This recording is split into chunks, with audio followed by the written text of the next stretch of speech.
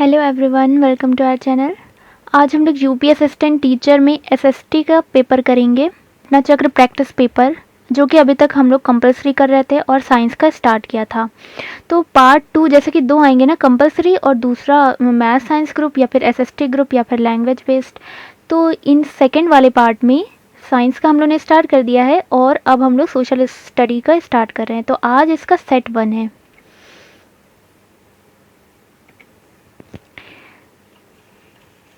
तो यहाँ से हमारा स्टार्ट होता है। देखिए, इसमें टोटल 100 क्वेश्चन है, इस सेट में टोटल 100 क्वेश्चन है, लेकिन क्योंकि एक्सप्लेन करते हैं एक एक क्वेश्चन को, एक एक ऑप्शन को, तो टाइम बहुत लगता है। तो 50 क्वेश्चन एक बार में और 50 क्वेश्चन नेक्स्ट टाइम पे करेंगे। तो इस तरह से सेट 1 सेट 2 यानी कि 2 सेट मिलाकर एक पेपर हमारा होगा। ठीक है, प्रैक्टिस सेट 1 को हम लोग 2 पार्ट में करेंगे, एक सेट 1 और दूसरा सेट 2।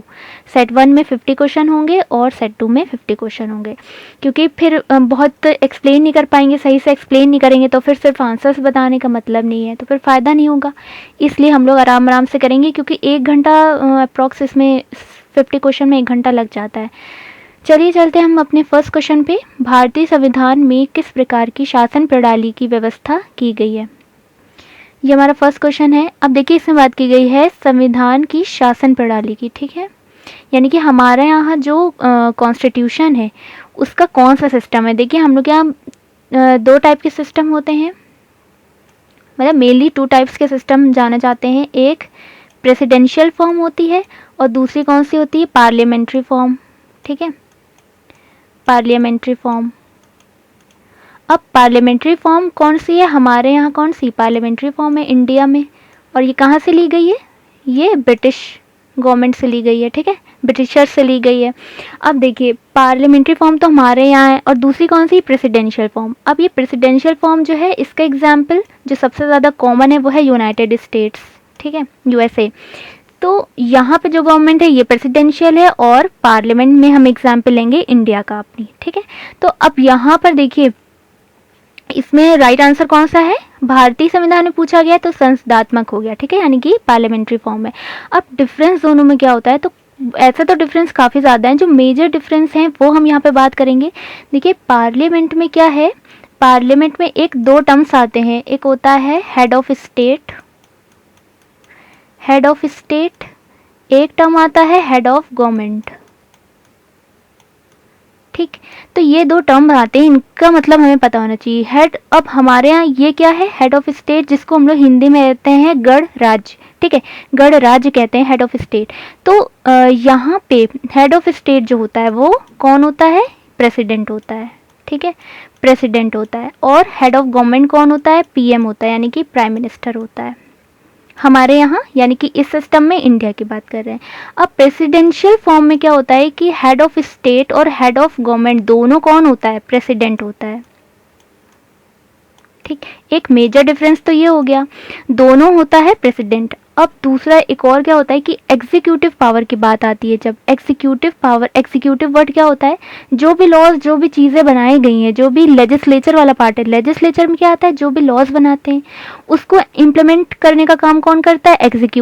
एग्जीक्यूटिव ब्रांच करती है। तो एग्जीक्यूटिव वाला जो भी पार्ट होता है वो हमारे यहाँ क्या होता है? वो डिपेंड करता है लेजिस्लेचर पर।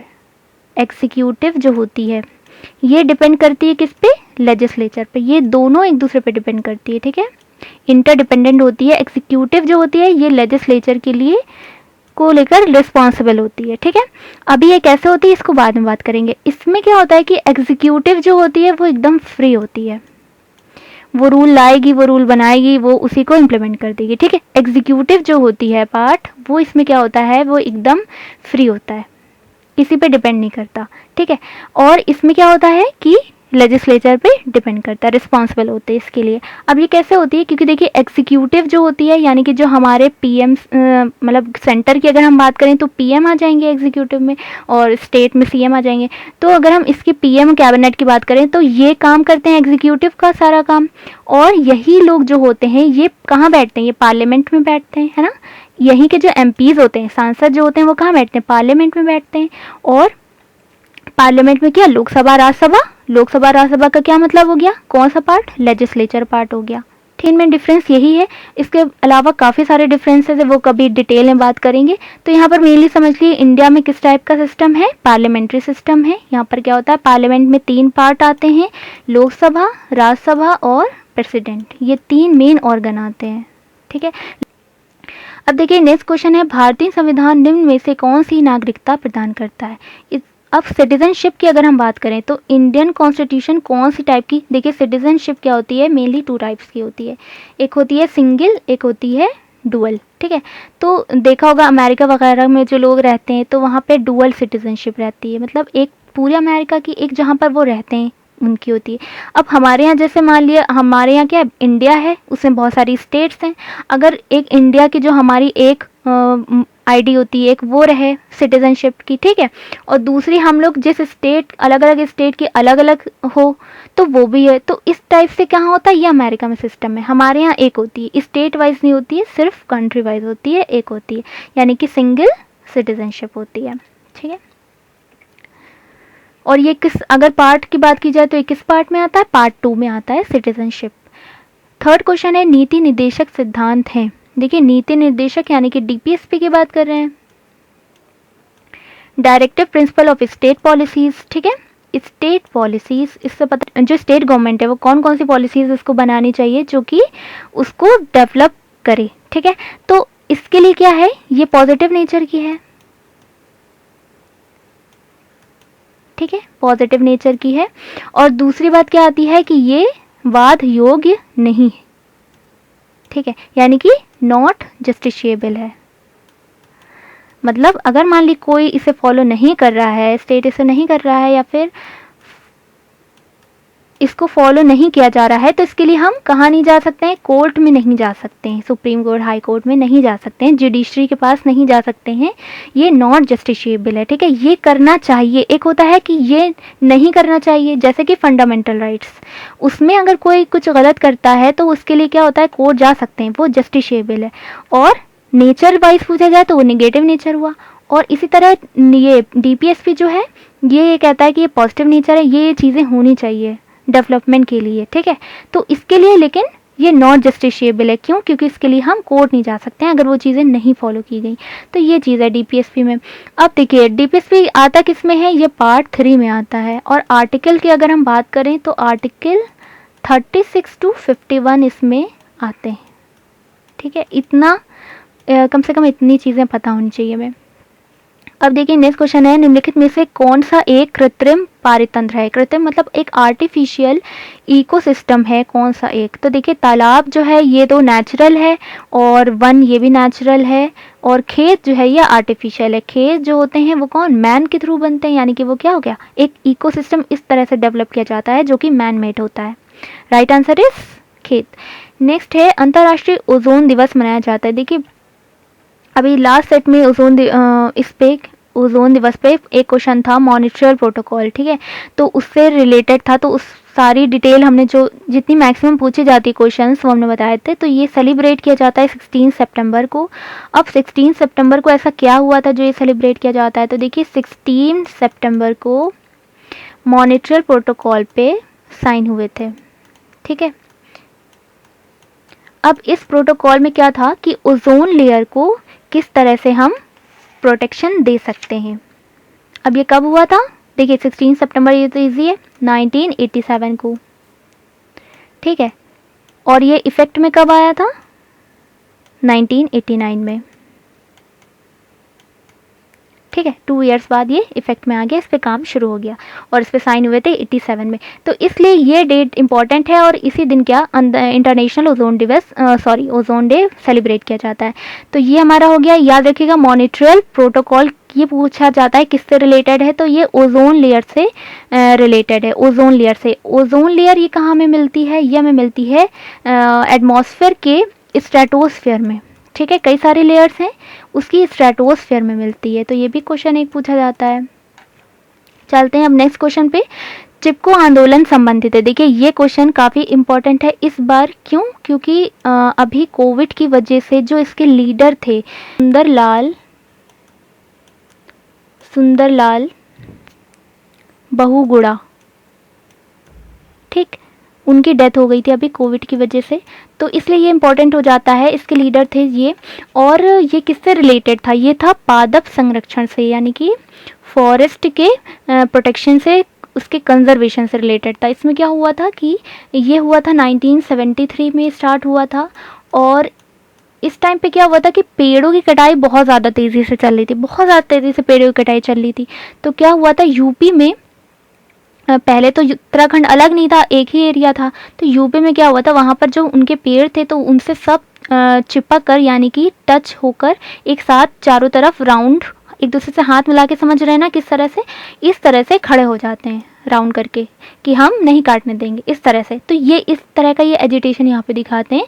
तो ये जो है ये किस लिए था, ताकि इनको पेड़ों की कटाई बंद हो किसी तरह, ठीक है, क्योंकि यहाँ पे बहुत ज़्यादा नुकसान हो रहा था, बहुत ज़्यादा काटे जा रहे थे पेड़ इस time.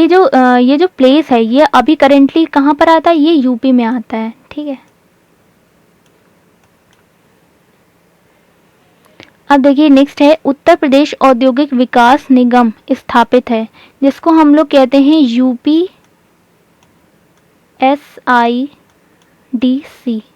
UP state industrial development corporation, ठीक है। ये कहते हैं, ये कहाँ पर है, ये कानपुर में है।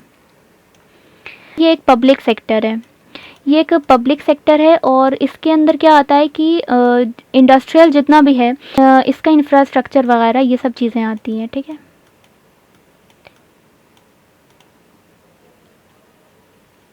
लोकसभा में स्पीकर का निर्वाचन होता है। देखिए लोकसभा के स्पीकर का किसके थ्रू निर्वाचन होता है, यानी कि इलेक्शन होता है, तो लोकसभा के जितने भी वहाँ पे मेंबर होते हैं उनके थ्रू होता है।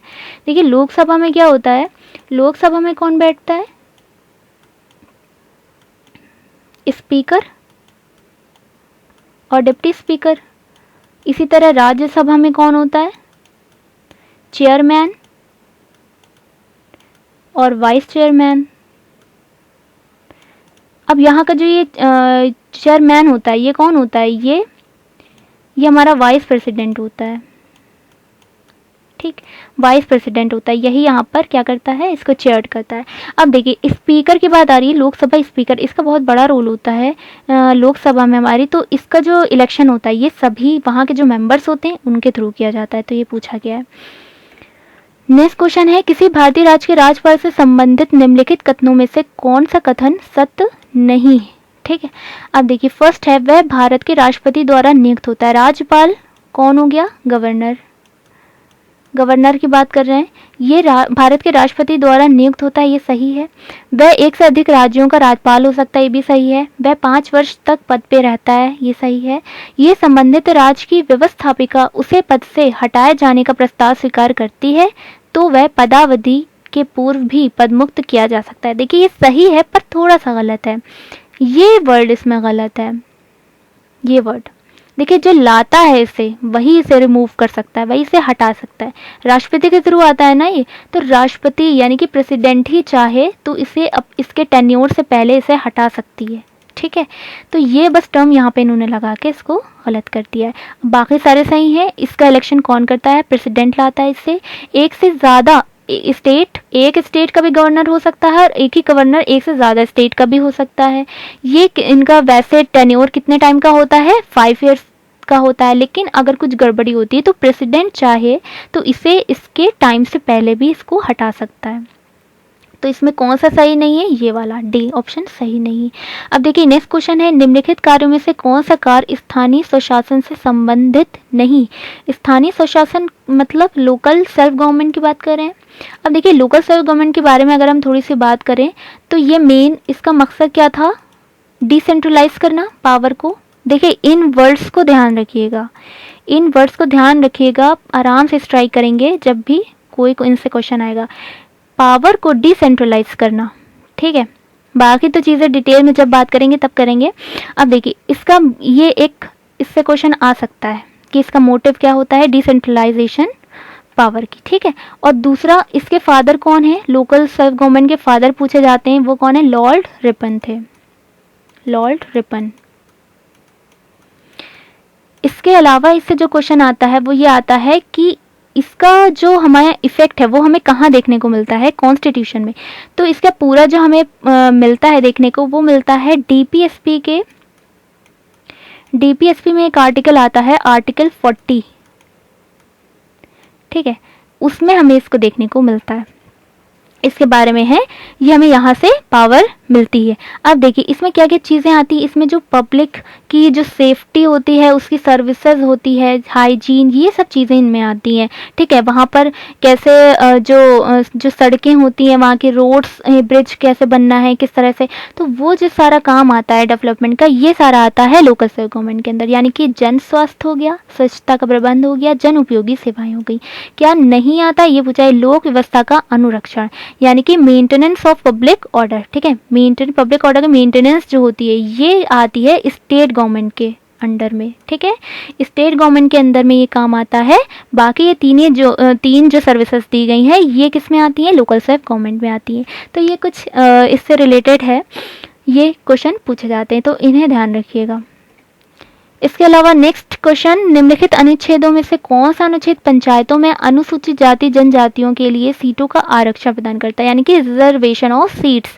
तो देखिए ये जो होता है, ये आर्टिकल 243D के अंदर आता है। अब देखिए इनमें कुछ इंपॉर्टेंट है आर्टिकल्स, जैसे फर्स्ट तो ग्राम सभा, देखिए आर्टिकल 243 में ए जो है वो पावर हमें देता है ग्राम सभा की, और उसके बाद इसमें क्या आता है कि इसमें म्यूनिसिपैलिटी वगैरह की पावर्स आ जाती हैं, उनकी अथॉरिटी, पावर्स, अथॉरिटी, ये सब आती हैं। एक तरीके से समझ लिए पंचायत का कॉन्स्टिट्यूशन आता है। 240 में आता है पंचायत का कंपोजिशन। ये तो हो गए जो ऑप्शन दिए हैं, इनको हमने बताया, कंपोजिशन ऑफ पंचायत, ठीक, तो ये आ गया। और डी में हमारा इनका रिजर्वेशन ऑफ सीट्स। अब देखिए और भी कुछ इंपॉर्टेंट है, जैसे कि अभी इलेक्शन हुआ था, पंचायत इलेक्शन, तो वो किस में आता है, ये भी पूछा जा सकता है, तो वो आता है के में, इलेक्शन आता है, ठीक है, ये इंपॉर्टेंट है। इसके अलावा पंचायत की पावर्स की अगर हम बात करें, पंचायत की पावर्स की अगर हम बात करें, तो वो आता है 243 जी में। इसमें पावर्स, अथॉरिटी, इसकी रिस्पॉन्सिबिलिटी, ये सारी चीज़ें आती हैं, ठीक है। 243 में जी में क्या आता है, पंचायत की पावर, अथॉरिटी, रिस्पॉन्सिबिलिटी, सारी चीज़ें आती। के में इलेक्शन आता है, ए में ग्राम सभा के बारे में है, बी की म्यूनिसिपैलिटी की पावर, अथॉरिटी, रिस्पॉन्सिबिलिटी की बात की गई है, सी में कंपोजिशन है पंचायत के, डी में रिजर्वेशन ऑफ सीट्स है, ठीक है। तो इतनी चीज़ें हमें यहाँ पे पता चल गई हैं। अब देखिए नेक्स्ट है भारत विस्तृत है, यानी कि इसका एक्सपेंशन, इंडिया का एक्सपेंशन पूछा है। तो देखिए हमारा जो ये ग्लोब है इस तरह से, तो यहाँ पर है हमारा इंडिया, यहाँ पर है, यानी कि नॉर्दर्न हेमिस्फीयर में, और ईस्टर्न साइड नॉर्थ ईस्ट, ठीक है, ईस्टर्न ये इधर हो गया, तो ये नॉर्थ ईस्ट, यानी कि इसका एक्सपेंशन भी नॉर्थ ईस्ट कहलाएगा। अब देखिए लॉन्गिट्यूड होगा यूं जो चलता है इस तरह से, ये लॉन्गिट्यूड चलता है, ये लैटिट्यूड चलता है। तो देखिए लॉन्गिट्यूड अगर हम वाइज बात करें, यानी कि 8 डिग्री 4 मिनट, ठीक है। इधर जो आएगा ये हमारा आएगा, लॉन्गिट्यूड को हम किससे करते हैं, डेजिग्नेट ई से। अब देखिए यहाँ पर क्या आएगा, 68 डिग्री 7 मिनट। अभी याद कैसे रखना है इसको बताएंगे, 97 डिग्री 25 मिनट ईस्ट, इसका मतलब है कि ये लॉन्गिट्यूडनल है, और एन का मतलब होता है लैटिट्यूड। अब देखिए 8 डिग्री 4 मिनट, ठीक है, ये तो सिंपल सा है। इसके बाद आएंगे 367, देखिए 367 ऐसे आएगा ना 6 7, लेकिन हम क्या करेंगे 7 6 कर देंगे, इसको यहाँ से रिप्लेस कर देंगे। इसी तरह यहाँ पे देखिए 6 7 8 होना चाहिए, लेकिन हम क्या कर देंगे इसको यहाँ से। देखिए अगर याद नहीं आता, वहाँ पे कंफ्यूजन होता है ऑप्शन में, तो इस तरह से ये भी चीज़ याद रखिएगा, तो वहाँ पे स्ट्राइक कर जाएगा 7 8, अगर यहाँ पे लिखा हो तो वो गलत है, 8 7 रिप्लेस कर दिएगा। यहाँ पर 6 7 होना चाहिए, लेकिन क्या है 7 6 है, तो कुछ इस तरह से। तो देखिए 8 डिग्री 4 मिनट नॉर्थ लैटिट्यूड से लेकर 37 डिग्री 6 मिनट नॉर्थ लैटिट्यूड, ठीक है। अब इधर आते हैं तो 68 डिग्री 7 मिनट ईस्ट, और इधर 97 डिग्री 25 मिनट ईस्ट, यानी कि इसका ये कौन सा है, लॉन्गिट्यूडनल एक्सपेंशन है, ठीक है। तो ये इसका एक्सपेंशन है। अब इनमें से कोई भी ऑप्शन देखिए सही नहीं है, ठीक है, तो इसमें से कोई भी ऑप्शन सही है नहीं है, तो हमारा हो जाएगा डी, उपयुक्त में से कोई नहीं। नेक्स्ट क्वेश्चन है, भारत में कौन सा स्थान है जहां बंगाल की खाड़ी, अरब सागर और हिंद महासागर मिलते हैं? देखिए वो कौन सी ऐसी पॉइंट है जहां पर ये तीनों मिलते हैं? तो इधर हमारा है अरेबियन सी, इधर हमारा है बे ऑफ बंगाल, और नीचे हमारा कौन सा है, इंडियन ओशन। अब ऐसी कौन सी जगह है जहां पर ये तीनों मिलते हैं? तो यहाँ पर क्या है, कन्याकुमारी। ठीक है, तो कन्याकुमारी पे तीनों हमें जोन देखने को मिलते हैं, एक दूसरे से टच करते हैं, बंगाल की खाड़ी, अरब सागर और हिंद महासागर। अब बात करते हैं और अदर, देखिए ऑप्शन जो है इंदिरा पॉइंट, इंदिरा पॉइंट जो है ये यहाँ पर अंडमान निकोबार है इस साइड, और उसमें ये कहलाता है सदर्न मोस्ट पॉइंट, मतलब सबसे ज़्यादा जो साउथ में है, सदर्न मोस्ट पॉइंट कहलाता है इंदिरा पॉइंट। ये कहाँ पर है, निकोबार में, अंडमान फिर नीचे निकोबार है, तो यहाँ पर निकोबार में ये है। ठीक, इंदिरा पॉइंट। ऐसे ही ऊपर, सबसे ऊपर कौन सा है, इंदिरा कॉल कहलाता है वो। अब देखिए नागरकोइल जो है ये हमारा तमिलनाडु में पड़ता है, इस साइड तमिलनाडु में पड़ता है, लेकिन यहाँ पर ये तीनों मिलते नहीं है। ये भी नीचे है नागरकोइल और रामेश्वरम, ये तो हमें पता है कि श्रीलंका की साइड अगर हम यहाँ पर देखें तो यहाँ पर पड़ता है। ठीक है, रामेश्वरम यहाँ पर पड़ता है इस साइड, और ये नागरकोइल भी यहीं पर पास में है, एकदम कन्याकुमारी के पास में है नागरकोइल। ठीक है, अब देखिए नेक्स्ट क्वेश्चन है, निम्नलिखित में से भारत के किस राज्य की सीमा म्यांमार से उभयनिष्ठ नहीं, यानी कि इससे टच नहीं करती है? तो देखिए अगर हम नॉर्थ ईस्ट साइड बात करें तो कुछ इस टाइप से है, और ये हमारा आता है इधर अरुणाचल प्रदेश, यहाँ से शुरू होता है अरुणाचल प्रदेश इस तरह से कुछ, और फिर आता है नागालैंड, फिर आता है मणिपुर, फिर आता है मिजोरम। ठीक है, मिजोरम आता है, फिर यहाँ पर आता है त्रिपुरा, इस साइड से इस तरह से कुछ होता है त्रिपुरा, और यहाँ पर इस तरह से स्ट्रक्चर होता है मेघालय का। ये 7 सिस्टर कहलाती हैं यहाँ पर, 7 स्टेट जो हैं, और ये बीच में जो इन सब की बाउंड्री से टच करता है ये कौन है, ये साहब हैं असम। ठीक है, ये असम हो गया। तो ये कुछ इस टाइप से। अब म्यांमार जो है ये यहाँ इस साइड है, कुछ इस टाइप से मैप देखा होगा।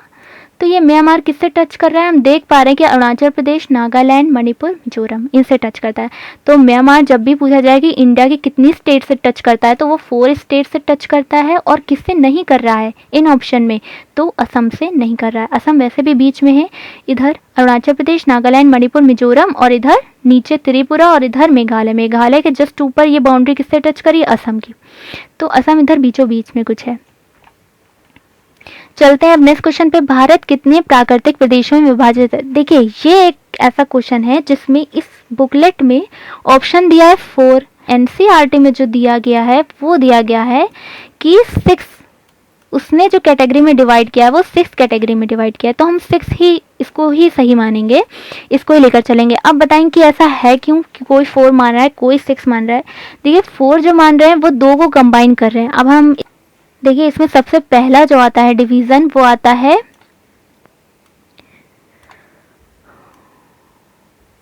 Northern part and north east mountains. ठीक है, जो माउंटेन वाला पार्ट है, यानी कि जो टॉप साइड में जो हिमालय वाला पोर्शन है वो सारा इसमें आता है, इस वाले पार्ट में दिया गया है। अब उसके बाद आता है नीचे प्लेन पर, माउंटेन हो गया, अब आएगा प्लेन, नॉर्दर्न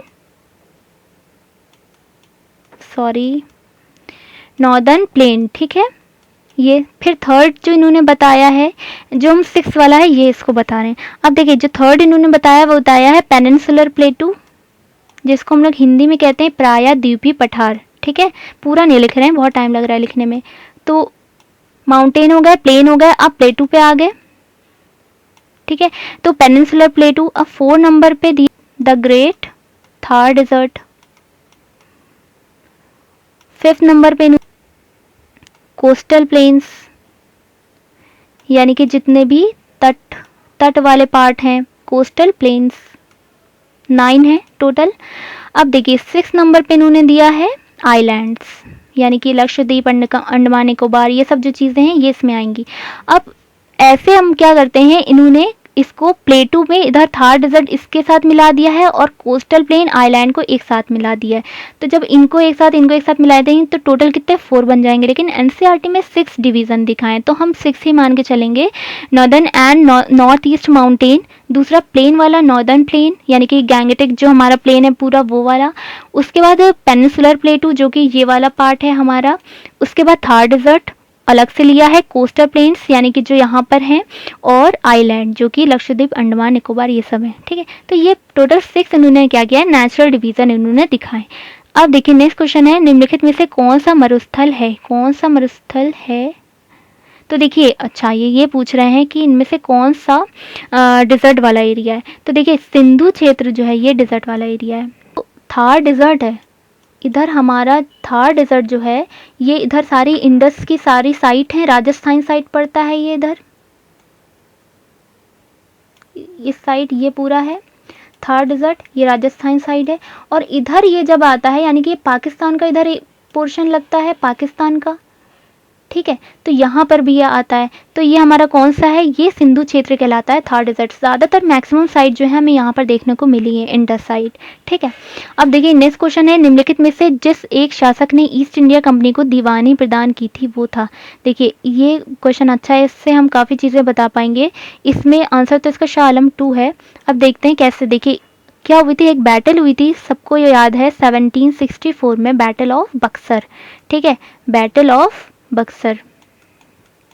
इसमें कौन कौन था, देखिए इसमें अवध से था शुजाउद्दौला, ठीक, बंगाल से था मीर कासिम, और मुगल से था, मुगल एम्परर था कौन, शाह आलम सेकंड।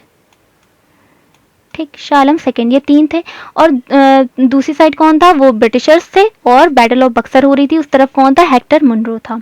ठीक है, ये भी पूछा जाता है। तो इन तीनों के बीच ये बैटल हुई थी, मतलब ये एक साइड थे और दूसरी साइड ब्रिटिशर्स थे। इसके बाद क्या होता है, ये इसमें हार गए थे, डिफीट हो गए थे। तो ब्रिटिशर्स जब जीत गए थे तो उसके बाद हुई थी एक ट्रीटी जिसे हम कहते हैं इलाहाबाद की ट्रीटी। ठीक है, इलाहाबाद की ट्रीटी, ट्रीटी ऑफ इलाहाबाद, ये कब हुई थी, साल के बाद यानी कि 1765 में हुई थी। इसमें क्या हुआ था कि शाह आलम 2 ने ब्रिटिशर्स को बंगाल, उड़ीसा और बिहार तीनों की दीवानी राइट जो है वो ब्रिटिशर्स को दे दिया था, दीवानी राइट्स। ठीक है, ये ब्रिटिशर्स को सौंप दिया था। चाहे कि किस एम्परर ने ऐसा किया था, तो ये शाह आलम 2 ने किया था। बंगाल, बिहार और उड़ीसा इन तीनों की दीवानी राइट जो है वो ब्रिटिशर्स को दे दिया था। और ये कब हुआ था, इलाहाबाद ट्रीटी, सेकेंड इलाहाबाद की ट्रीटी थी ये 1765 में, यानी कि बैटल ऑफ बक्सर के 1 साल बाद, उसके बाद इन्होंने दे दिया था। अब देखिए नेक्स्ट क्वेश्चन है, अंग्रेज़ों में श्रीरंगपट्टनम की संधि किसके साथ की गई थी। देखिए जितने भी ट्रीटी हुई हैं उनके बारे में पूछा जाता है। तो जो एंग्लो मैसूर जो वॉर हुई है, एंग्लो मैसूर वॉर जो हुई है, ये टोटल कितनी हुई थी, 4 हुई थी। इनमें फर्स्ट पहले हुई, सेकंड में क्या हुआ था, हैदर अली की डेथ हो गई थी, फिर थर्ड हुई थी, फोर्थ में क्या हुआ था, टीपू सुल्तान की डेथ हो गई थी। तो ये जो ट्रीटी हुई थी श्रीरंगपट्टनम की, ये थर्ड बैटल में हुई थी, थर्ड बैटल के बाद ये ट्रीटी होती है। ठीक है, इसे एक तो ध्यान रखिएगा। दूसरा इसमें क्या हुआ था कि टीपू सुल्तान ने ये ट्रीटी की थी। ठीक है, टीपू सुल्तान, इन्होंने ये ट्रीटी की थी। और इसमें क्या हुआ था कि आधा राज अपना देना पड़ा था अंग्रेज़ों को, और उन लोग, उनकी तरफ से कौन था, कॉर्नवालिस था इस टाइम, कॉर्नवालिस था। और उसने क्या किया था, इसके दोनों बेटों को जो है किडनैप कर लिया था, और बदले में क्या मांगा था, 3 करोड़ रुपए मांगे थे, 3 करोड़ रुपए मांगे थे, और कहा था जब तक तुम ये नहीं दोगे तब तक जो है हम तुम्हारे बेटे को नहीं छोड़ेंगे। इसके बाद काफ़ी स्टेटमेंट भी उसने दिए थे, वो इतना इंपॉर्टेंट नहीं है, लेकिन ये चीज़ इंपॉर्टेंट है कि एक तो आधा अपना पूरा राज्य जो है उसको दे दिया था, ब्रिटिशर्स को दे दिया था। उस तरफ कौन था ब्रिटिशर्स के साइड, कॉर्नवालिस था उस टाइम। तो और ये हुई किसके बीच थी, हैदर अली या टीपू सुल्तान, तो आंसर आएगा टीपू सुल्तान। और ये थर्ड बैटल के बाद ये श्रीरंगपट्टनम की ट्रीटी हुई है। इसके बाद नेक्स्ट है, कौन सा जोड़ा सही है। देखिए ये यहाँ पे ट्राइब्स हैं और यहाँ पर इनके मेन स्टेट हैं। ठीक है, जहाँ पर ये जानी जाती हैं। देखिए थारू उत्तराखंड ये बिल्कुल सही है, यानी कि और सब गलत हैं। तो देखते हैं उनको। देखिए भूटिया जो है पहले तो थारू की बात करते हैं। थारू जो है ये उत्तराखंड की है, ये बिल्कुल सही है। उसके बाद भूटिया की अगर हम बात करते हैं तो ये मिलती है हमें मेनली देखने को सिक्किम, वेस्ट बंगाल साइड, ठीक, सिक्किम और वेस्ट बंगाल साइड। अब मुंडा देखिए, मुंडा जो ट्राइब है ये बिहार की है, ये सही है, लेकिन मेन नहीं है। मेन ये कहाँ की है? मेन झारखंड की है, वेस्ट बंगाल की है, बिहार में भी है, लेकिन मेन नहीं है, इसलिए इसको यहाँ पर रॉन्ग माना गया है। अब देखिए कोल जो है, कोल राजस्थान की नहीं है, बल्कि ये है, ये भी झारखंड, वेस्ट बंगाल, बिहार और एमपी, छत्तीसगढ़ यहाँ की है, ठीक है। और ये वहाँ, ये राजस्थान से इसका मतलब नहीं है, तो इसलिए भी गलत। ये टोडा एक ट्राइब है जो काफ़ी पूछी जाती है, टोडा। तो ये कहाँ पर है? ये मिलती है हमें नीलगिरी की पहाड़ियों पर। देखिए जो तमिलनाडु है, ये हमारा पूरा तमिलनाडु है, ये इधर केरला है साउथ में। यहाँ पर हमारी क्या है? नीलगिरी की हिल्स हैं, नीलगिरी हिल्स हैं। अब देखिए यहाँ पर जो है एक हाईएस्ट पीक पूछा जाता है साउथ का, साउथ इंडिया का हाईएस्ट माउंटेन पूछा जाता है, तो वो होता है डोटा बेटा, जिसका नाम है डोटा बेटा, ठीक है। तो वो जो है सबसे ऊंचा है हमारा माउंटेन, और ये हमें कहाँ मिलता है? नीलगिरी की हिल्स पे मिलता है। यहीं पर एक ट्राइब मिलती है जिसका नाम है टोडा। इसके बाद देखिए नेक्स्ट क्वेश्चन है, कौन सी श्रेणी यमुना और सोन के बीच जल द्विभाजक का काम करती है? यानी कि यमुना और सोन के बीच में क्या करता है? इनको, इनके वाटर को सेपरेट करने का काम करती है। कौन सी ऐसी सीरीज है? तो देखिए ये जो रेंज पूछा गया है ये कैमूर रेंज है। देखिए यहाँ पर इधर कुछ इस टाइप से यहाँ पर हमारा यूपी है, इससे लगा हुआ यहाँ पर बिहार है, और ये नीचे हमारा ये मध्य प्रदेश है, ठीक है, एमपी है। तो ये जो कैमूर हिल्स हैं ये तीनों पे लाई करती है, ठीक है, तीनों स्टेट को लेती है। एमपी, इधर ये वाली, और इधर यूपी और इधर बिहार, तीनों को लेती है। और इधर आती है यमुना, इधर से आ रही होती है, और इधर से एमपी से आ रही होती है कौन सी? सोन। और सोन किसकी रिवर है? सोन जो ट्रिब्यूटरी है ये किसकी है? ये गंगा की ट्रिब्यूटरी है, ठीक है। तो ये इधर से आती है और ये इसको, इन दोनों वाटर को सेपरेट करने का काम करती है, कैमूर हिल्स। यही क्वेश्चन पूछा गया है। अब ये सोन जो होती है ये एमपी से निकलती है, अमरकंटक से एमपी से निकलती है, और फिर ये आगे इस कैमूर हिल्स को पास करती हुई, काटती हुई कहाँ जाती है? पटना में चली जाती है। अब देखिए नेक्स्ट क्वेश्चन है, निम्नलिखित में से कौन सी नदी एस्चुरी नहीं बनाती है? तो देखिए सबसे पहले जब भी एस्चुरी या डेल्टा का नाम आता है हमें फौरन ये वाला डायग्राम ध्यान आना चाहिए कि इधर जो बे ऑफ बंगाल में जाती हैं ये सब क्या करती हैं? ये डेल्टा बनाती हैं, और जो इधर अरेबियन सी में आती हैं ये सब क्या करती हैं? ये एस्चुरी बनाती हैं, ठीक है। अब इसमें कह रहे हैं एस्चुरी नहीं बनाती है, नहीं बनाती है इसका मतलब क्या? डेल्टा बनाने वाली है, यानी कि इस तरफ जाने वाली है। अब इस तरफ कौन सी जाती है? तो इनमें से ऑप्शन जो दिए हैं वो है महानदी। अब देखिए इधर नर्मदा, ताप्ती अरेबियन सी में जाती है, मांडवी भी जाती है। इधर महानदी जो होती है ये बे ऑफ बंगाल के साइड जाती है, जो कि डेल्टा बनाती है। महानदी जो है ये है कहाँ? ये मिलती है, इसका ओरिजिन पॉइंट छत्तीसगढ़ है। इससे देखिए काफ़ी सारे क्वेश्चन आते हैं। एक तो इसका ओरिजिन पॉइंट स्टेट की अगर हम बात करें तो छत्तीसगढ़, अगर हम पॉइंट की बात करें तो वो सिहावा, ये एक नाम है सिहावा, ये भी पूछा जाता है अक्सर, तो ये याद रखिएगा, यहाँ से निकलती है। और दूसरा इसका जो स्टेट है वो छत्तीसगढ़, फिर उड़ीसा में जाती है, और फिर यहाँ पर पुरी साइड इधर चली जाती है। तो देखिए यहाँ पर इसमें उड़ीसा में जब ये आती है तो यहाँ पर इस पर एक डैम बनाया गया है जिसका नाम है, जो लॉन्गेस्ट डैम है, हीराकुंड डैम, ठीक है। हीराकुंड डैम वो इसी रिवर पे है, महानदी रिवर पे है। और क्योंकि इसका क्या है, ड्रेनेज जो एरिया ये बहुत ज़्यादा है, और फिर ये वहाँ पर क्या, इधर होते हुए पुरी से इधर बे ऑफ बंगाल में चली जाती है। अब देखिए नेक्स्ट है, तमिलनाडु में मानसून के सामान्य महीने कौन से हैं? देखिए जो हमारे यहाँ इंडिया में जो मानसून है वो दो टाइप से होता है, दो सीजन होता है, एक विंटर एक समर। ये जो समर वाला होता है यानी कि जून, 1 जून बहुत ही पॉपुलर है। ये कब आता है? यहाँ पे केरला में आता है 1 जून में, यहाँ से स्टार्टिंग होती है, ठीक है। और ये कौन सा कहलाता है? ये साउथ वेस्ट मानसून कहलाता है, साउथ वेस्ट मानसून।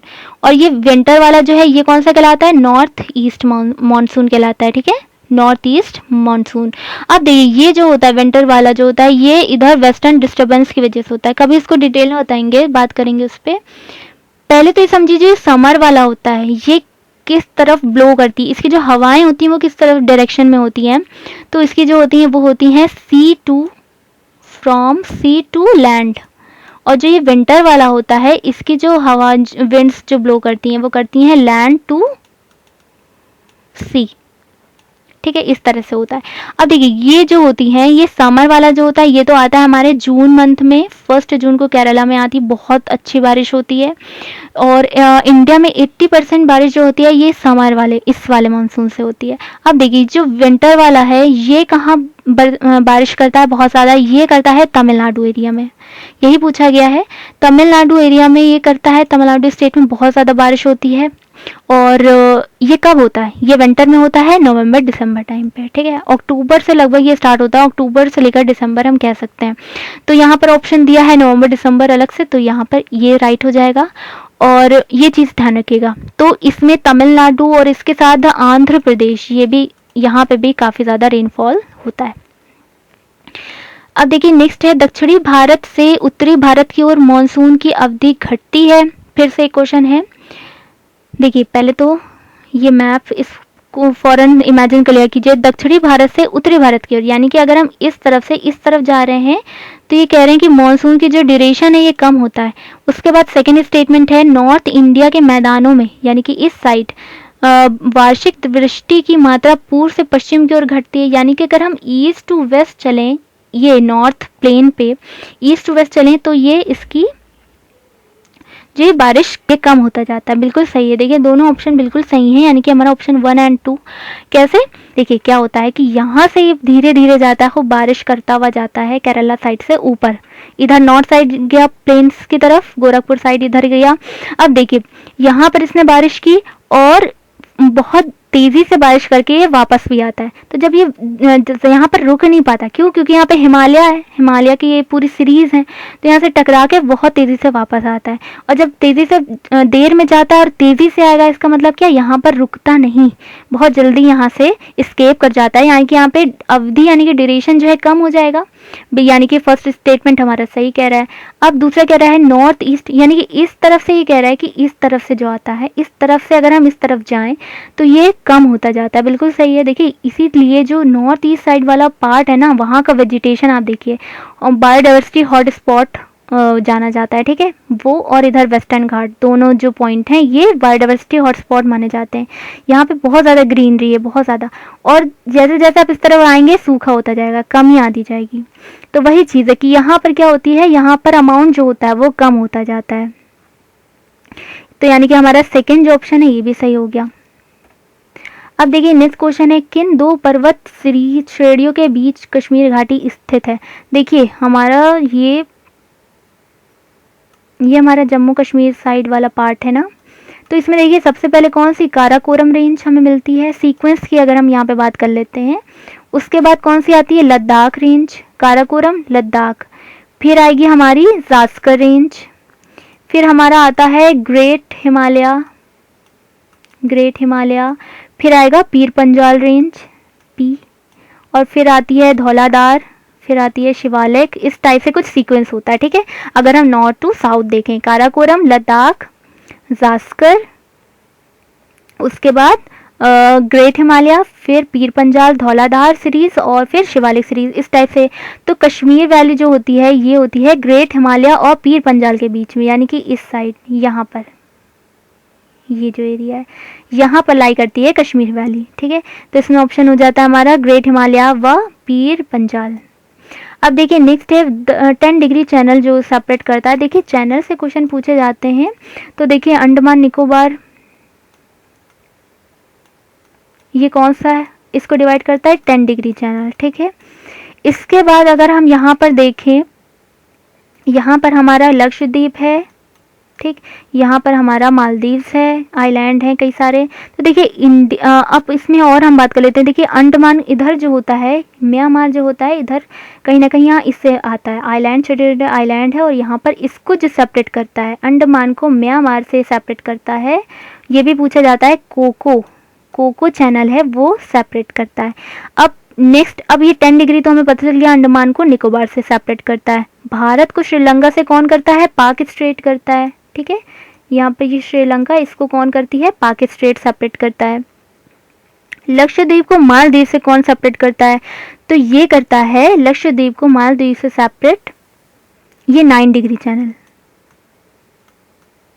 और इंडिया को मालदीव से कौन सेपरेट करता है? 8 डिग्री चैनल। इंडिया को मालदीव से 8 डिग्री चैनल करता है। ठीक है, तो ये चीज़ें ध्यान रखिएगा। इन है 27, किस पंचवर्षीय योजना में आर्थिक विकास की दर सर्वाधिक थी? सर्वाधिक पूछी है, जो 5 ईयर प्लान जो है उसमें सबसे ज़्यादा पूछी। तो देखिए इसमें 10th मैक्सिमम दी गई है, जबकि अगर यहाँ पे ऑप्शन 11 भी होता तो वो 11 ज़्यादा सही था, क्योंकि अगर हम परसेंटेज वाइज देखें तो स्टार्टिंग पे फर्स्ट से लेकर 4th तक 3 पॉइंट समथिंग चलती है। फर्स्ट से 4 जो 5 ईयर प्लान्स थे उनकी 3 पॉइंट समथिंग चलती है परसेंटेज वाइज। उसके बाद फिर 6 में जो होती है वो 5.7 अप्रॉक्स आती है, 5.7%। उसके बाद 10th जो होता है 10 5 ईयर प्लान, इसमें आती है 7.6 अप्रॉक्स आती है। और इसके बाद 11 नंबर पे जब 11 5 ईयर प्लान की बात करें तो उसकी आती है 8%। तो सबसे ज़्यादा मैक्सिमम तो वैसे 11 की होती, लेकिन यहाँ पर 11 दिया नहीं है, इसलिए राइट आंसर हमारा 10th 5 ईयर प्लान हो जाएगा। ठीक है, यहाँ के जो डेवलपमेंट जो रेट था, उसका ग्रोथ का जो रेट था वो 10th में सबसे ज़्यादा था। अब देखिए नेक्स्ट क्वेश्चन है, वर्ष 2011 की जनगणना के अनुसार भारत की कुल जनसंख्या में दिव्यांग जनों का परसेंटेज कितना है? यानी कि जो हैंडीकैप है उनका परसेंटेज यहाँ पर पूछा है, तो उनका परसेंटेज है 2.21% था। ठीक है, 2011 के अकॉर्डिंग यहाँ पर हैंडीकैप जो लोग हैं उनकी पॉपुलेशन जो थी वो 2.21% थी। अब देखिए नेक्स्ट है, निम्नलिखित में से कौन ग्राम सभा स्तर पर भूमि के अभिलेखों के रख रखाव के लिए उत्तरदायी है, रिस्पॉन्सिबल है? तो देखिए जो ग्राम सभा स्तर होता है, यानी कि ग्राम सभा जो लेवल होता है पंचायती सिस्टम में, उसमें कौन होता है? उसमें कानूनगो होता है। ये क्या होता है? इसको कहते हैं जो रेवेन्यू क्लर्क होता है, एक तरीके से इसको कहेंगे रेवेन्यू क्लर्क कहेंगे। ठीक है, ये सारा जितना भी ये लैंड का जितना भी उसके डॉक्यूमेंट्स होते हैं उन सब के अंडर में आते हैं, और ये इसके साथ जो टैक्स रेवेन्यू जो पूरा होता है वो भी ये देखता है कानून को। ठीक है, तो ये है। उसके बाद नेक्स्ट है, देश में एग्रो इकोलॉजिकल क्षेत्र हैं। तो देखिए जो एग्रो इकोलॉजिकल जोन्स हैं वो 20 हैं, और मेन जो है वो 20 हैं, और इसके बाद इनको फिर फर्दर डिवाइड किया गया है इनके सब डिवीज़न में। वो जो सब डिवीज़न है वो है 60। अगर सब डिवीज़न पूछे जाएँ तो वो 60 हैं, और सिंपल पूछा जाए एग्रो इकोलॉजिकल एरियाज़ कितने हैं तो वो 20 हैं। अब देखिए नेक्स्ट है, जया, पद्मा और कृष्णा निम्नलिखित में से किस धान्य सीरियल की उन्नत किस्में हैं? अच्छा, तो देखिए ये पूछी गई है किसी जो बहुत सारी उसकी वैरायटी होती है, स्पीशीज़ होती है ना हर चीज़ की, तो ये जो है स्पीशीज़ ये धान की है, उनके नाम है। ठीक है, धान यानी कि चावल की किस्में हैं। अब देखिए नेक्स्ट है, यहाँ पर क्या किया है इन्होंने प्लेस दिया है, और यहाँ पर ये इनका उद्योग दिया गया है, कहाँ पे क्या पॉपुलर है। तो देखिए विशाखापट्टनम की अगर हम बात करें तो विशाखापट्टनम में यहाँ पर ये जहाज़ का यहाँ पे, ठीक है, यहाँ ये बनते हैं, तो पोत निर्माण हो गया। अगर हम मुरी है, अगर हम मुरी की बात करें तो यहाँ का ये एल्यूमिनियम के लिए पॉपुलर है। ठीक है, एल्यूमिनियम के लिए पॉपुलर है। उसके बाद हम गुड़गांव की बात करें, अगर हम गुरुग्राम जिसे कहते हैं, तो ये मोटर बाइक्स व्हीकल्स के लिए ये पॉपुलर है। यहाँ पर ये इंडस्ट्रियल जो एरिया है, ठीक है, मोटर बाइक्स वगैरह के लिए। पनकी अगर हम बात करें तो ये फर्टिलाइज़र के लिए इंपॉर्टेंट है, ये पनकी लिखा हुआ है, यहाँ पर थोड़ा सा ये ब्लर हो गई है इंक, ठीक है, पनकी लिखा हुआ है, ये फर्टिलाइजर्स के लिए इंपॉर्टेंट है, तो यहाँ पर इसको मैच कर लीजिएगा अपने हिसाब से। अब देखिए नेक्स्ट है, सौर मंडल में क्षुद्र ग्रह यानी कि एस्ट्रॉयड जो होते हैं वो छोटे खगोलीय पिंड हैं। ठीक है, ये यानी कि सेलेस्टियल बॉडीज़ हैं, ये जिन ग्रहों के बीच पाए जाते हैं वो हैं। अच्छा देखिए ये पूछा गया है यहाँ पर, ये हमारा हो गया सन, एक बार ये डायग्राम देख लेते हैं। ये हमारा हो गया कौन सा, फर्स्ट छोटा सा मरकरी, फिर आएगा वेनस, फिर आएगी हमारी अर्थ, इसकी ट्विन सिस्टर अर्थ, फिर आएगा हमारा मार्स, ठीक है, मंगल, और फिर आएगा बड़ा सा जुपिटर, फिर आएंगे सैटर्न, सॉरी, फिर आएगा सैटर्न, फिर आएगा यूरेनस, फिर आएगा नेपच्यून। ठीक है, ये कुछ सीक्वेंस है हमारा। अब जो एस्ट्रॉयड बेल्ट जो मिलती है, ये हमें मिलती है मार्स और जुपिटर के बीच में। ठीक है, यहाँ पर क्या होते हैं, छोटे छोटे पार्टिकल्स इस टाइप के, बहुत सारी पूरी बेल्ट होती है। अब ये पूरा सर्कुलर शेप में इस तरह से यहाँ पर होगी ना, पूरा इस तरह सन पूरा, तो ये रिवॉल्व करती रहती है सेम इन्हीं प्लैनेट्स की तरह। तो ये कहा जाता है कि ये जो प्लैनेट्स हैं ये इन्हीं के पार्ट जो टूटे हुए, इन्हीं के ये छोटे छोटे पार्ट हैं जो टूट कर एक साथ आ गए हैं, एक बेल्ट के फॉर्म में आ गए, और ये एक साथ जो है ये रिवॉल्व कर रहे हैं। अब ये कोई तो फोर्स होगा जो इन्हें यहाँ पे रोके रखा होगा, वो कौन सा फोर्स है, वो ग्रेविटेशनल फोर्स है जो इस सन के चारों तरफ ये रिवॉल्व कर रहे हैं। इसीलिए रिवॉल्व करने की वजह से हमें पता चल रहा है कि ये क्योंकि एक स्टार के चारों तरफ ये रिवॉल्व कर रहे हैं, इसका मतलब ये क्या हुए, ये प्लैनेट होंगे। ठीक है, ये अगर हम कॉन्सेप्ट वाइज देखें तो ये हमारे जो होते हैं ये एस्ट्रॉयड बेल्ट कहलाती है। छोटे छोटे पार्टिकल्स होते हैं, बहुत से जो हो गए हैं एस्ट्रॉयड्स, उनको पहचाना जा चुका है, मतलब उनको नाम दिया जा चुका है, बहुत से अभी आइडेंटिफाई नहीं किए जा पाए। तो ये चीज़ें, तो ये किन के बीच हमें मिलते हैं, मार्स और जुपिटर के बीच में। अब देखिए इनमें से आप कुछ कुछ चीज़ें बेसिक जो हमें छोटी छोटी पता होनी चाहिए। ये 2 कैटेगरीज आ जाती हैं। टोटल कितने हैं, 8, 4 इधर 4 इधर, टोटल 8 प्लैनेट्स हैं। पहले 9 थे, प्लूटो अब हट गया है। ठीक है, तो अब वो डॉर्फ में चला गया प्लैनेट में। अब देखिए यहाँ पर जो है ये जो कितने हैं, ये कौन से कहलाते हैं, ये कहलाते हैं, सॉरी, ये कहलाते हैं सॉलिड। ये जो होते हैं ये सॉलिड प्लैनेट होते हैं, और ये जो होते हैं ये गैशियस प्लैनेट होते हैं। ठीक है, ये गैशियस यानी कि गैसेस के बने हुए पूरे ये प्लैनेट होते हैं, और इनमें क्या होते हैं, ये रिंग्स पाए जाते हैं। ये इस तरह से जो सैटर्न में रिंग्स होते हैं, ये सब में रिंग्स पाए जाते हैं। इसको याद रखना भी आसान है। देखिए 4 इधर 4 इधर, इसका सीक्वेंस MVEM। ठीक है, और इसके बाद J सन, ये सीक्वेंस है, याद रखना आसान रहेगा।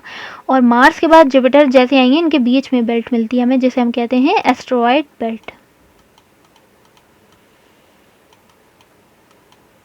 ठीक है, तो इतनी हमें बेसिक चीज़ें कुछ पता होनी चाहिए। तो हमारा राइट आंसर इसमें क्या हो जाएगा, मंगल और बृहस्पति। नेक्स्ट है उत्तरी गोलार्ध में वर्ष का सबसे छोटा दिन। देखिए ये एक ही ये पूरी कॉन्सेप्ट है जिससे थोड़ा सा चेंज कर करके क्वेश्चन पूछते रहते हैं। देखिए जो हमारा सन है, ये हमारी हो गई इक्वेटर, ये हमारी हो गई ट्रॉपिक ऑफ कैंसर, और ये हो गई कैप्रिकॉर्न। ठीक है, इतनी चीज़ें हमें पता है। ये हो गया हमारा सन। अब सन का जो मूवमेंट होता है ये कैसे होता है, ट्रॉपिक ऑफ कैंसर जाएगा, फिर यहाँ से फिर वापस आएगा इधर ट्रॉपिक ऑफ कैप्रिकॉर्न, फिर जाएगा इक्वेटर, फिर जाएगा यहाँ कैंसर। तो इस तरह से कुछ मूव करता रहता है इस तरह से। तो क्या होता है, जब भी, अब हमारा इंडिया कहाँ पर है, ये ट्रॉपिक ऑफ कैंसर यहाँ के पास है। ठीक है, लगभग मिड से होकर जाता है ट्रॉपिक ऑफ कैंसर से। तो देखिए जब भी सन रेजर्स यहाँ पर एग्जैक्ट पड़ेंगी, यानी कि सन इधर होगा, कहें ये इसका नॉर्थ पोल है और ये साउथ पोल है। अगर हम मूवमेंट की बात करें तो जब भी नॉर्थ पोल सन की तरफ मैक्सिमम टिल्ट होगा, ये एक्सेस पे झुकी हुई रहती है। ठीक है, जो ये एक्सेस होती है इसकी पोल्स की, तो ये जब मैक्सिमम टर्न्स होगा यानी कि सन रेजेस एकदम स्ट्रेट पड़ रही होंगी ट्रॉपिक ऑफ कैंसर पे, तो यहाँ पे सबसे ज़्यादा गर्मी होगी, मैक्सिमम हीट आएगी। और इसका मतलब क्या है, ज़्यादा देर तक सन रुका रहेगा, यानी कि ज़्यादा टाइम तक दिन रहेगा। यहाँ पर सबसे बड़ा दिन होगा कब, जब सन की रेजर्स ट्रॉपिक ऑफ कैंसर पे डायरेक्ट पड़ रही होंगी। और ये कब होता है, ऐसा जून में होता है। ठीक है, अब देखिए अब क्या होता है, एक टाइम आता है जब सन की रेजेस ट्रॉपिक ऑफ कैप्रिकॉर्न पे एग्जैक्ट पड़ रही होती हैं, तब मैक्सिमम जो ये साउथ पोल जो होता है ये सबसे ज़्यादा इस तरफ सन की तरफ टिल्ट रहता है, इस तरफ, यानी कि नॉर्थ पोल कुछ इस साइड होगा और साउथ पोल कुछ इस साइड होगा। तो जब मैक्सिमम एकदम स्ट्रेट पड़ रही होगी सन की रेजेस ट्रॉपिक ऑफ कैप्रिकॉर्न पे, उस दिन यहाँ पर यानी कि सदर्न हेमिस्फीयर में सबसे बड़ा दिन होगा, और हमारे यहाँ यानी कि नॉर्दर्न हेमिस्फीयर में सबसे छोटा दिन होगा। और ये कौन सा दिन होगा, यानी कि सदर्न हेमिस्फीयर में क्या चल रहा होगा, समर चल रहा होगा, और यहाँ पर विंटर चल रहा होगा, ठंडक चल रही होगी। और विंटर में कौन सा होगा, 22 दिसंबर होगा।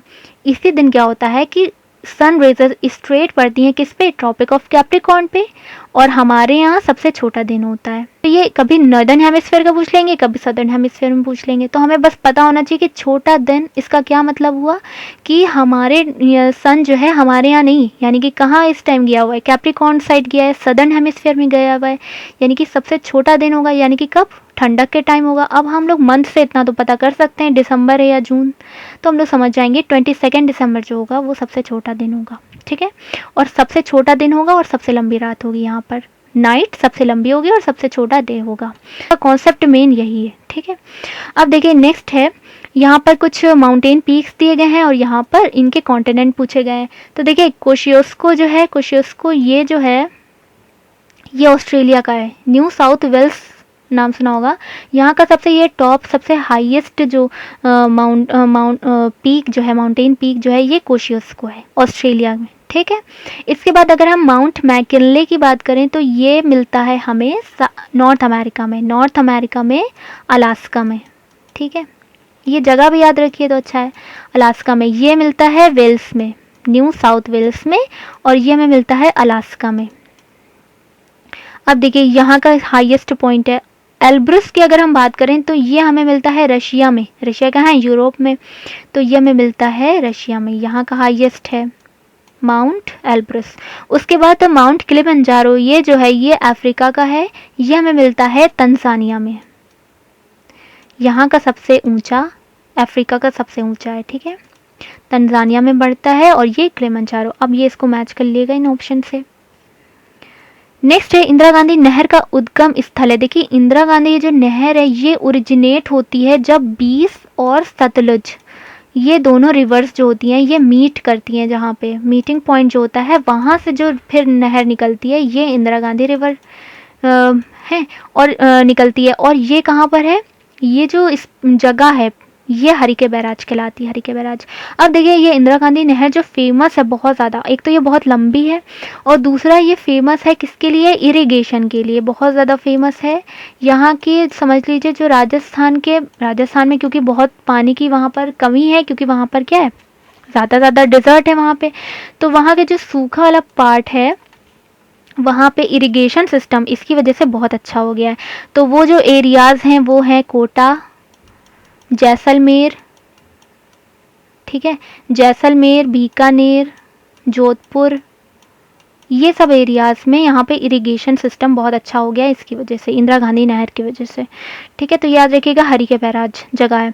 उसके बाद है भारत एक धर्मनिरपेक्ष सेक्युलर जिसे हम कहते हैं देश है, इसका मतलब है, देखिए हम कहते हैं इंडिया का एक सेक्युलर कंट्री है, तो सेक्युलर का मतलब होता है कि यहाँ पर जितने भी धर्म हैं उनको सब एक नज़र, कानून की नज़र में सब एक हैं, ठीक है।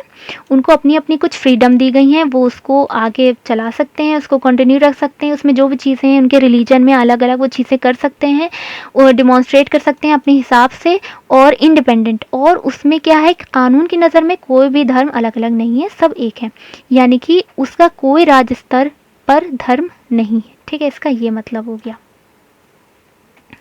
अब देखिए नेक्स्ट है गणतंत्र होता है। गणतंत्र का मतलब है ये डेमोक्रेटिक है, मतलब इसका होता है राज्य जहाँ पर अध्यक्ष वंशानुगत रूप से ना हो, ऐसा राज्य गण राज्य कहलाता है ना। तो ऐसा राज्य जहाँ पर वंशानुगत यानी कि हेरिडेटरी जो होती है, वहाँ पर जो लीडर है वो हेरिडेटरी उससे ना आए, यानी कि अगर किंग है यहाँ पर कोई तो उसका बेटा जो होगा वो नेक्स्ट लीडर बनेगा, ऐसा जो होता है ये मोनार्की कहलाता है। ये जो सिस्टम होता है मोनार्की कहलाता है। काफ़ी जगह ये वाला सिस्टम चलता है, ठीक है, किंगशिप जो चलती है। तो कि ये क्वीन है, इनका बेटा जो होगा वो अब नेक्स्ट लीडर बनेगा, फिर उनका बेटा, इस टाइप से होता है। यहाँ पर ऐसा कुछ भी नहीं है, यहाँ के पब्लिक के थ्रू चुना जाता है, इसलिए डेमोक्रेटिक रिपब्लिक कहलाता है, ठीक है। पब्लिक के थ्रू यहाँ पर वोटिंग होती है, डेमोक्रेटिक रिपब्लिक कहलाता है हमारा। अब देखिए नेक्स्ट है भारत में राष्ट्रीय आय समंकों का आकलन किया जाता है। देखिए नेशनल इनकम, ये जो पूरा कैलकुलेट जो किया जाता है नेशनल CSO के थ्रू किया जाता है। अब देखिए पहले तो ये CSO था, बाद में CSO प्लस NSSO, इनको मिलाकर एक ऑर्गेनाइजेशन बना दी गई NSO, इसके थ्रू किया जाता है, ठीक है। नेशनल स्टैटिस्टिकल ऑर्गेनाइजेशन इसका नाम दे दिया गया, पहले CSO कहलाती थी। अब देखिए तो यहाँ पर ऑप्शन क्या है, CSO के थ्रू ये किया जाता है, यानी कि सेंट्रल स्टैटिस्टिकल ऑर्गेनाइजेशन। नेक्स्ट है भारतीय अर्थव्यवस्था में कृषि का महत्व उसके निम्नांकित में से किस योगदान से जाना जाता है। देखिए इसमें योगदान पूछा गया है इंडिया की इकॉनमी में, ठीक है। तो अब देखिए यहाँ पर नेशनल इनकम और एम्प्लॉयमेंट ये भी है, और इंडस्ट्रियल डेवलपमेंट और इंटरनेशनल ट्रेड ये भी है, खाद्यान्न आपूर्ति भी है। खाद्यान्न आपूर्ति हमारा किस में आ जाएगा, एग्रीकल्चर वाले पार्ट में आ जाएगा। उपरोक्त देखिए उपरोक्त सभी, क्योंकि देखिए हम लोग के यहाँ जो इकॉनमी, जो इंडिया की इकॉनमी है वो मोस्टली जो है वो एग्रीकल्चर बेस्ड है, ये कहलाते हैं ना, एग्रीकल्चर बेस्ड कहलाती है इकॉनमी हमारे यहाँ की, इंडिया की। लेकिन क्या हो रहा है कि दिन पर दिन जो हर साल जो होता है ये जो परसेंटेज है एग्रीकल्चर वाली, ये परसेंटेज कम होती जा रही है, कम होती जा रही है। लेकिन अभी भी समझ लिए हाफ से ज़्यादा परसेंटेज जो यहाँ पर लोग हैं वो एग्रीकल्चर से जुड़े हुए हैं, ठीक है। हाफ से ज़्यादा यहाँ की पॉपुलेशन जो है वो एग्रीकल्चर से रिलेटेड है। तो यानी कि जो जितनी भी इनकम आ रही है वो कहाँ से आ रही है, वो इससे, इसी बेस्ड है, बेस तो यही कहलाएगी। अब देखिए इसमें सारी आ रही, अब ये कम होती जा रही है, यानी कि कम हो रही है, यानी कि किस तरफ परसेंटेज बढ़ रहा है, इधर इंटरनेशनल ट्रेड, इंडस्ट्रियल डेवलपमेंट, इस तरफ बढ़ रहा है रुझान। लेकिन अभी भी ख़त्म नहीं हुई, आधी से ज़्यादा जो पॉपुलेशन है वो एग्रीकल्चर से ही रिलेटेड है।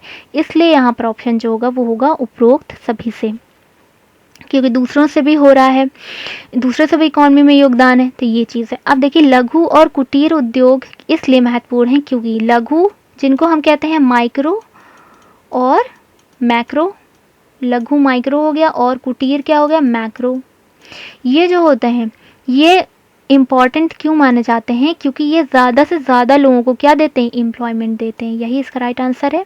ज़्यादा से मतलब हर छोटा बड़ा आदमी इससे जुड़ता है और यहाँ से क्या करता है, इनकम करता है, रेवेन्यू जनरेट करता है, इसलिए ये इम्पॉर्टेंट है। अब देखिए नेक्स्ट है दक्षिणी ट्रैप की रेगुर मिट्टियाँ काली होती हैं, उनमें ह्यूमस की प्रचुर मात्रा में होता है। इसमें सही और गलत बताना है।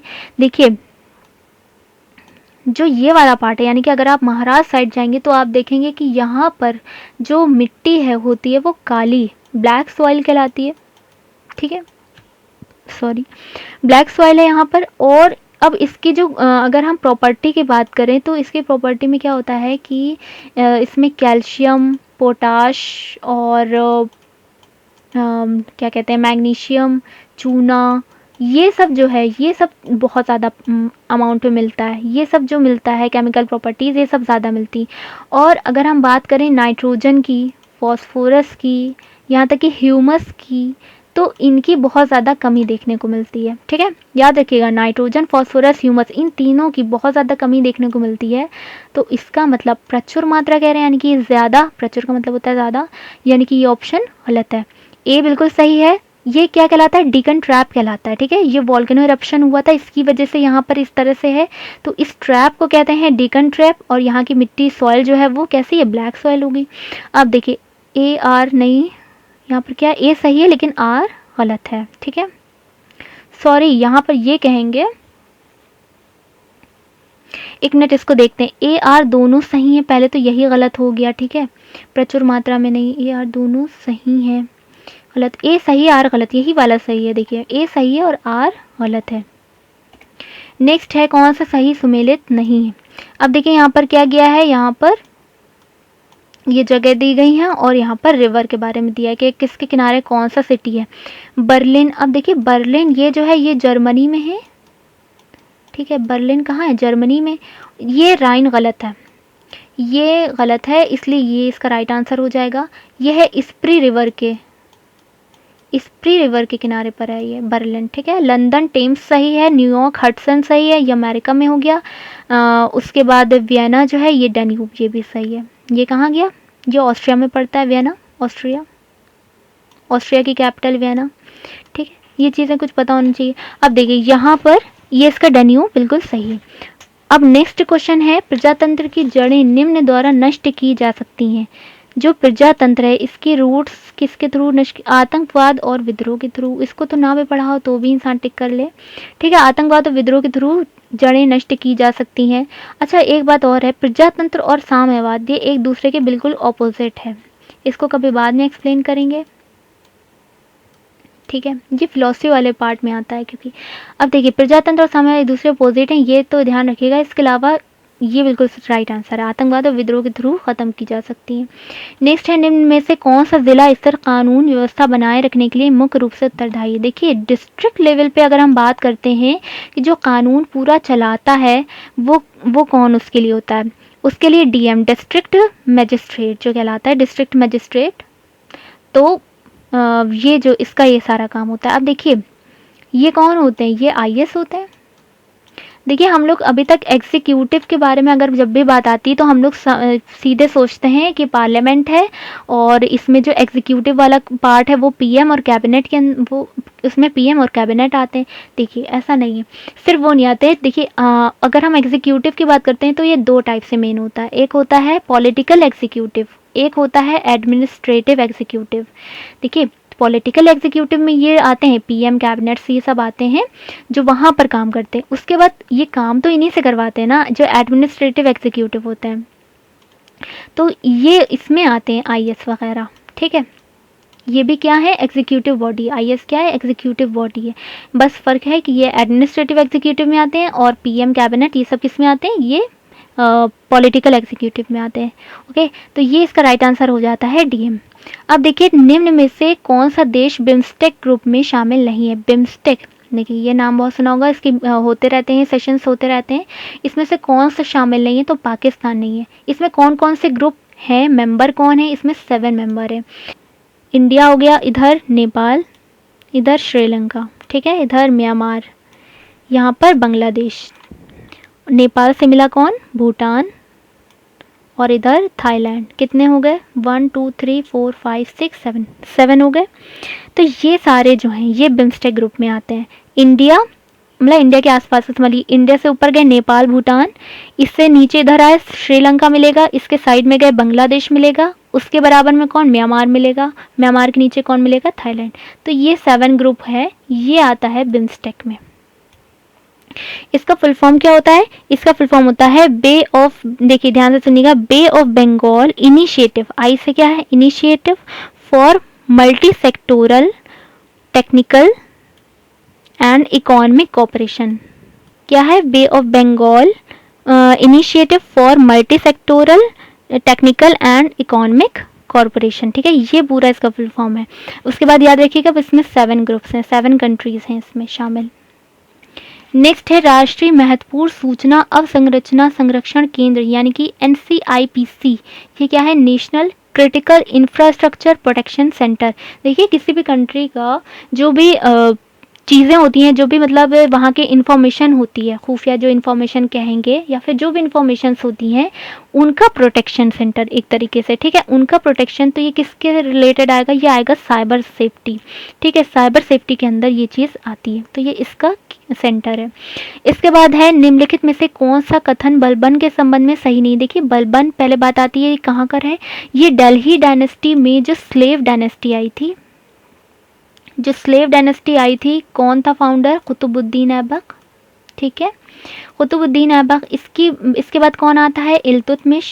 इसके बाद आती है रज़िया सुल्तान। इसके बाद ये फर्स्ट फीमेल रूलर थी। इसके बाद आते हैं बलबन। ठीक है, तो इस टाइप से होता है। इसके बाद आते हैं नासिर महमूद, ये सब आते हैं। इसके बाद नेक्स्ट आ जाता है खिलजी डायनेस्टी स्टार्ट हो जाती है। अब देखिए तो इसमें यहाँ बलबन से ये क्वेश्चन पूछा गया है। इसने आकर सबसे पहले कई सारे इसने रूल्स बना लिए थे। एक तो ये खुद को क्या कहता था कि ये गॉड की परछाई है। ठीक है, जिल्ले इलाही अपना इसने टाइटल दिया था, जिसको कहते हैं शेडो ऑफ गॉड। ठीक है, उसके यानी कि नियामत खुदाई का सिद्धांत का प्रतिपादन किया। ये बिल्कुल सही है क्योंकि यहाँ पे नहीं पूछा गया है। अब देखिए इसने इक्तादारी सिस्टम इक्तादारी इसने स्टार्ट नहीं किया था, ये किया था इल्तुतमिश ने, जिसके बाद ही आया। ठीक है, इल्तुतमिश ने ये इक्तादारी सिस्टम स्टार्ट किया था। उसके बाद उसने तुर्काने चहलगानी, देखिए 40 लोगों की एक पूरी कमेटी थी जो काम करती थी, जो इल्तुतमिश ने स्टार्ट की थी, इसने उसको ख़त्म किया था। ठीक है, तो ये भी बिल्कुल सही है।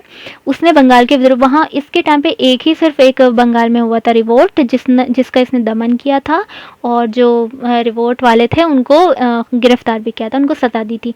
तो ये बिल्कुल सही है। तो ये सारे सही हैं, बस ये इक्तादारी, ये जो सिस्टम है, इक्ता सिस्टम जो है, ये इल्तुतमिश ने चलाया था बल बन नहीं रही, तो इसलिए यह ऑप्शन गलत है, सही नहीं। नेक्स्ट है प्रवासी भारतीय दिवस मनाया जाता है। प्रवासी भारतीय दिवस जो मनाया जाता है ये 9 जनवरी को सेलिब्रेट किया जाता है। क्यों इस दिन किया जाता है? इसी दिन महात्मा गांधी जो है वो साउथ अफ्रीका से इंडिया वापस लौट कर आए थे।